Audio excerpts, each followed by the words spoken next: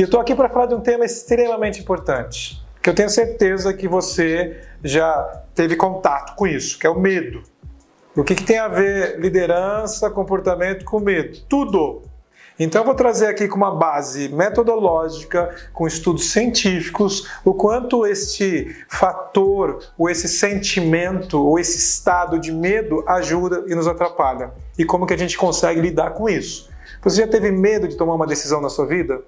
Você já teve medo de, por exemplo, buscar mais desenvolvimento, medo do sucesso, medo numa relação íntima, medo de ser promovido, medo de ter autoconfiança, entre uma série de coisas. O medo nos limita. A questão que está por trás do medo, ela é muito mais importante do que o sentimento em si de você ter esse medo, porque o medo ele pode nos paralisar ou ele pode mover a gente. Ele faz a gente também prestar atenção. Então ele tem a sua importância.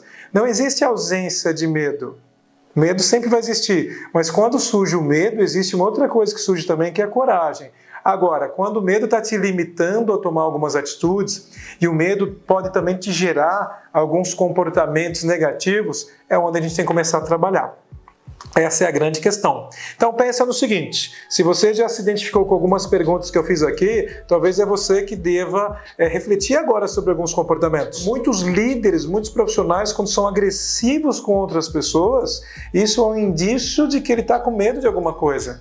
Quando a gente tenta diminuir o outro, depreciar o outro, esse comportamento é para você se sentir mais forte. E na realidade ele está atrelado a algum tipo de medo. Então eu vou mostrar para vocês como que a gente consegue entender tudo isso para identificar, para a gente começar a trabalhar isso. Primeira coisa, pensa num comportamento que você tem que traz um resultado negativo. Se você não consegue identificar o comportamento, pense no resultado negativo que você tem.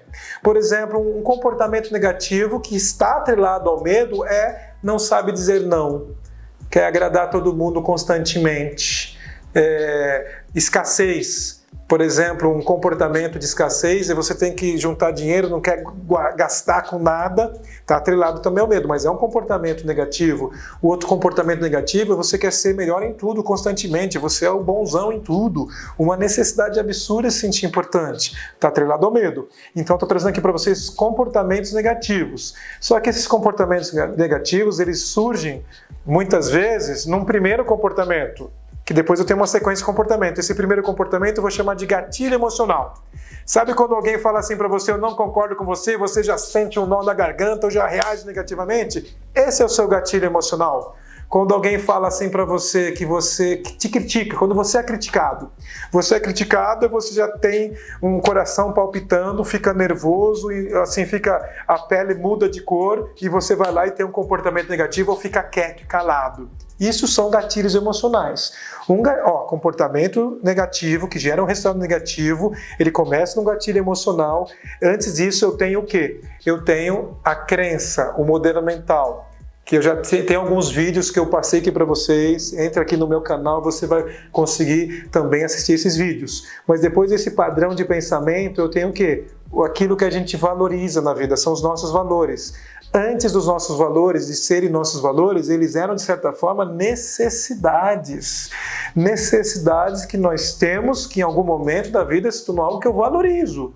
Se eu tenho carência de alguma coisa, eu passo a valorizar aquilo que eu tenho carência. Faz sentido para vocês? Isso em algum momento se torna valor, aí depois tem um conjunto de crenças, gatilhos emocionais, comportamento. Ok? Eu vou desenhar para você aqui, não de certa forma desenhar, mas trazer essa visão para vocês, para a gente começar a entender os nossos principais medos. Aí, onde essas necessidades acontecem? Em alguns eventos da nossa vida. Começa a pensar nos eventos da sua vida. Eventos na infância, na sua adolescência.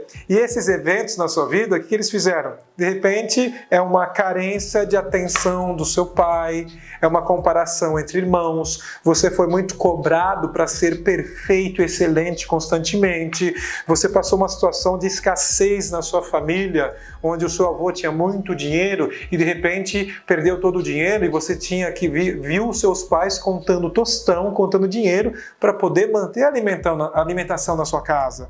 Você viveu um mundo que não tinha talvez amor ou tinha excesso de amor todos esses comportamentos, nossa infância, nossa vida, esses eventos levam para algumas necessidades. Essas necessidades se tornam valores. E hoje a gente percebe vários comportamentos e não consegue entender muito bem por quê. Quando você está no seu ego, você está preso aos seus medos, às suas necessidades. Quando você vai para a alma, você está no desejo da alma. E o desejo da alma é o quê? Desenvolver o outro, desenvolver o próximo, é coaching, é mentoring, é fazer diferença no mundo, é você crescer com abundância. Mas quando estamos presos no ego, nós estamos presos nos nossos 3 principais medos, que é o que eu quero comentar aqui com vocês. Primeiro medo, medo número 1. Do nível número 1 da pirâmide, que é o nível da consciência da sobrevivência. É o medo de não ter o suficiente para sobreviver. Você fica preso a essa necessidade de sobrevivência. Então são pessoas que normalmente ou juntam muito dinheiro e têm medo de gastar, porque tem medo de não ter o suficiente para sobreviver, ou são desorganizados financeiramente, não controlam nada. É um comportamento assim de falta de planejamento, falta de organização e não lida bem com o dinheiro. E no comportamento isso reflete no quê? No ditador. Você controla tudo e todos, porque você não confia que vão dar conta de alguma coisa, então você traz tudo para você. Então esse medo principalmente ele gera esse comportamento. Faz sentido para você? Talvez você está se vendo nessa situação. É um medo. E dá para a gente expandir isso como? Tendo consciência do medo. E quando você tem consciência, você expande a consciência para trabalhar e transitar do ego para a alma. Medo de nível 2, relacionamento. Nível 2 é o quê? São as nossas relações, é cuidar do outro, é amizade, é família, que são coisas extremamente positivas. Mas se tem um excesso de ocorrências de valores no nível 2, que é de relacionamento, surge um medo que está por detrás aí, que é o medo de não ser gostado, medo de não ser amado, medo de não receber atenção, de não receber reconhecimento. Quantas pessoas vocês conhecem que têm medo de não receber reconhecimento, que elas ficam presas à necessidade de elogio? E quando é elogiado, fica chateado, fica triste, porque fica o quê? Sendo alimentado pelo ambiente, não por ele mesmo. Ele sempre quer uma estrelinha na testa no final do dia, para um parabéns. Só que essas pessoas, infelizmente, por causa desse medo, não conseguem dizer não conseguem ser assertivo e não conseguem falar o que pensa. Por quê? Tem medo de ser rejeitado. Tem medo de ser reconhecido. E quando a gente identifica isso, tudo começa a fazer diferença. Você tem um desbloqueio desse medo para ir para um nível de transformação que vai para a alma, onde você se torna, de certa forma, consciente de quem você é. E o medo de nível 3 é a autoestima. A autoestima está atrelado ao tipo de pessoa que você é, a sua autoimagem. Está atrelado a você ser a pessoa, está atrelado também a ser autoconfiante, ter coragem, mas em excesso, o que acontece? Perfeccionismo. Se torna aquela pessoa que tem que ser boa o suficiente para tudo. E o medo é o quê? Não ser bom o suficiente. Então, na infância, talvez a sua mãe falava assim: nossa, é só tirar 10 na prova.